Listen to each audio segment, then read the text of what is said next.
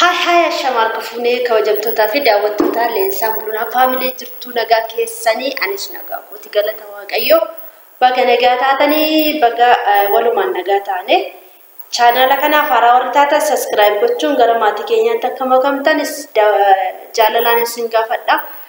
Daawwattoota keenyaa leensaa maal gochaa jirtaa yoo jettanii waan gochuudha jiru isin agarsiisachuudha. Waan tokko yoo sharbii maaliif akka takkadhatamu sinun beektu maaliifi jettanii nan gaafatina jechuun danda'u sababan qabaachuudha sababa isaas isinitti hima beekeen hidhadhu akkasitti garuu isti maalumaaf na ilaala isinitti himachuudha maaliif akka ta'e natti ma akkamitti akka dhatta warri musliimotaa ishii kan akkas godheen ishii kan akkas gochuun qabanatti fakkaata. Like tuqaatiin dhaggeeffadha video kana akka dhaggeeffattan nan barbaada. Na bira hin darbina video kana laaluudhaaf na bira hin darbina akka darbitan hin barbaadu. Akkasitti gurri mul'achuudha qaba akkanatti jechuudha. Yaa Waaqni gargaarika. Yaa Waaqni gargaarika maaliif seetanii isinitti hima. Niti kootu nadfa jennaanin jechuudha. Viizaan kee gubateera. Viizaa aaraansi hojjechiisa naan jette jechuudha. Viizaaf tikkeetti fudheen galeeyyuu kanaaf akkatti ka'uufanii jechuudha. Siippiin koo mana dura hin banama. Akkasitti ka'uufanii jechuudha. Manuma keessatti hin ka'a maggaarrajaa godhadhee jechuudha. Sifanii hojjechiisa. Sifan hojjechiisa agaruu aaraa ka'iitii suura kee herginaan jette jechuudha. Kanaaf suura haaraa ka'eetanii paaspoortii koo wajjin iskaayin godhee ergaa jechuudha. Daawwattoota keenya akkamittiin akka suura ka'u warri akkamitti suura ka'anii warra gara arabaatti ergan barbaadan ilaala. Suura bareedduu ar'aaburee ka'iitii suura ergi kan hin jedhamne iskaayin isin kamittiin akka godhamu isin agarsiisa. Yaa waan isii gargaaru jedha. Hani waan murteeffadhee ka'eef hin qaba. Sababbiin isaa jechuudha. As taa'ee ijoollee koollee barsiifachuu hin dandeenye jechuudha. Mucaa koo barsiifachuudhaaf mucaan tokkos amma guddachaa jira. Waggaa lamaanadhaa sadaanadhaa yookiin barumsa galuu barbaada jechuudha. Kanaaf immoo deemee sarbisii mana lafa baadhaan qaba. Deemee mana ijaarrachuu barbaada ammas jechuudha. Waaqayyo si gargaaru jedha. Kanaafini hin taane natti fakkaata akkasitti. Akkattiin ijoollee akkitti hidhatama. Amma mul'unaan na kaasuudhaafi qoosni agarsiisa.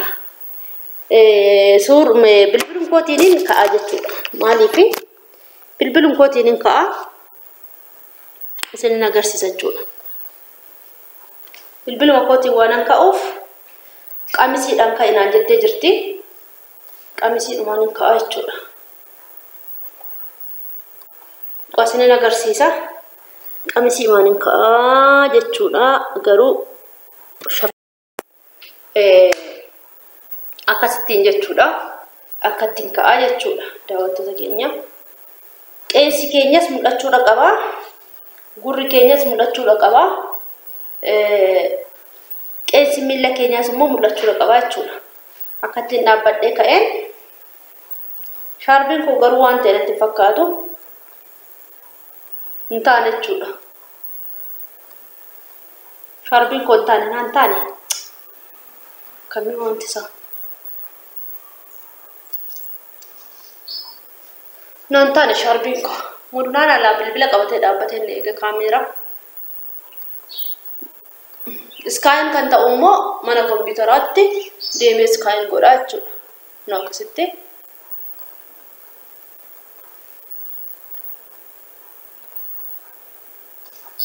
Na wallaalee akkaataa isaa maal akka go'u hin beekon. Kun amma ta'e natti fakkaata. Basma dhugaa nama canna qaba geetaas. Kun akkasitti akkanatti jechuudha. Akkattiin hidhadha jechuudha. Mul'unaa akkaataa isaa wallaallaan mul'unaan dallanee dhaabbatee jira jechuudha.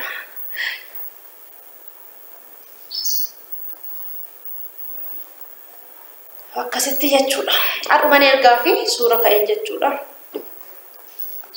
Deemu kanii jechuun suuraa asumatti ka'ee ni geesse iskaayin boosisaa jechuudha. Suuraa koo fi paaspoortii koo walitti iskaayin ta'ee ergama walumatti jechuudha. Kun akkanatti hin ka'a. Ta'eera miti yeree. Akkasitti hin jaallatte niitiin koo akkatti jaallattu nan beeka.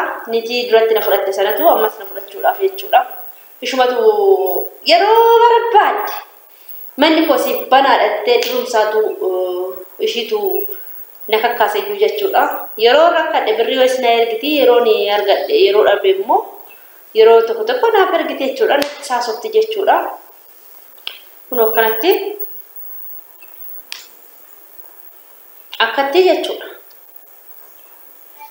Sini galee garuu waan ta'e natti fakkaatu haa ta'u malee akkanatti ka'aa jechuudha. Amma baay'eetan maggaarrajaa hidhadheen jira. Alatti akka ifutti maggaarrajaan hidhamee jira. Achitti ka'aa jechuudha. Na daawwattoota koo si haa gargaaru Waaqayyoo jedha. Amma iskaayin naan godhus immoo sin agarsiisa. Deemee iskaayin godhetaniin dhufaa jechuudha. In bareeda eeyyaadha akkasittiin ta'eera eeyyaadha. Garuu nan gurraacha maanni viidiyoon na gurraachisaa jira. Viidiyoon koo xiraatiin qabu jechuudha. Kanaan isiniin jedha Waaqayyo gargaaru. Maaliif deemtaa leensaan deemi warreettani waan adeemsisu tokkotu jira jechuudha. Namni kamiyyuu dhalasaa daa'imman xiqqoo deemuu hin dandeenye irraa ka'ee hin deemu. Deemuu hin jaallatu. Anis jaalladheeti miti. Jireenya biyya keessaan ulfaatti gaanyaan waan nu hin dhabne jechuudha. Mana kiraayis nan argadha garuu waan adeemsisu jira jechuudha. Maayinni ijoolleen kun boruu ol guddachaa jirti. Biiftuun isaa amma tokko lamatti keejii irraa gara tokko irraa gara lamaatti darbaa jirti jechuudha. Isheenis barumsi ishee asii olee deemaa dhufa waanta ta'eef jechuudha. Waan baay'ee ishee barbaachisa. Ijoollee kootiif waan isaan barbaadan guutuudhaaf anis mul'inaanis hojii hojjechuu qabna jechuudha.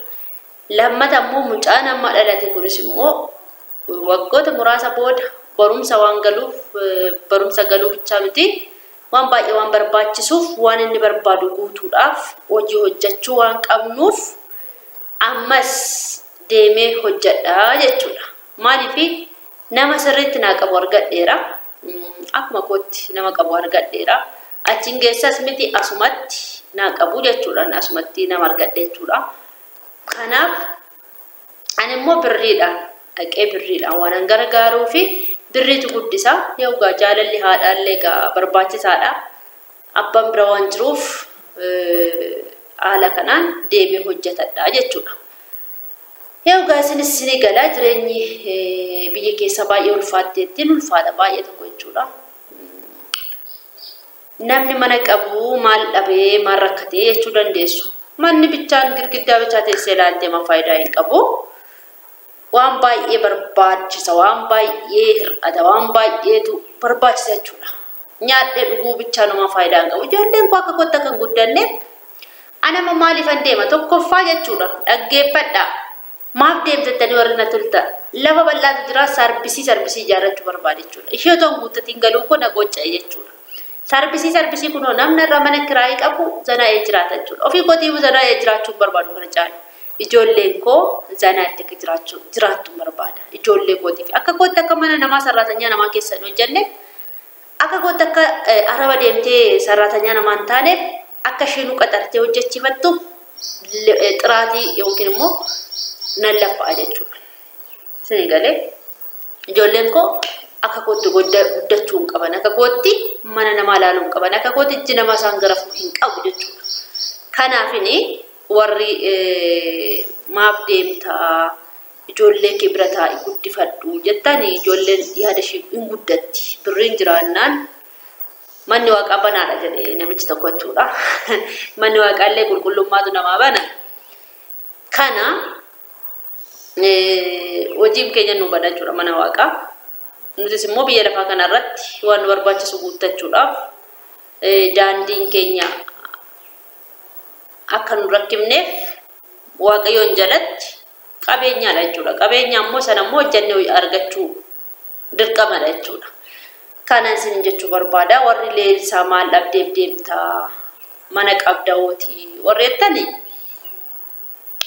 yeen makiinaas bitachuu danda'a waaqni yoo na gargaare mana waannaan garuu tokkoffaan mana biraa bitadhee qaba warri beekne yoo beeku barbaadan lafa biraa qaba jechuudha lafa kan biraa qaba asii yoo ta'e iddoo biraati asuma bokeessa lafa biraa qaba achirratti ijaarrachuu barbaade akka raayyaachuu barbaada jechuudha kanaaf jechuudha ani immoo lafa kana bichaa yoomti iddoo biraa waan hin qabuuf achirratti ijaarrachuu barbaade ijaaree akka raayyaachuu yookiin immoo keessatti galee kan akka raayyaachuu barbaada jechuudha kanaafini daawwattoota kiyya kana yaadeetan ka'ee jira jechuudha isin immoo waaqessi gargaaru aduu hayy keessa yookiin kadhannaa keessa naa godha ani leensaanii waan kanaafanii dhufee jechuudha nagaatti tura siyaa milkeessu naan jedha laayikii godhaa na dhaggeeffadhaa isinin jedhaan cha'u nagaa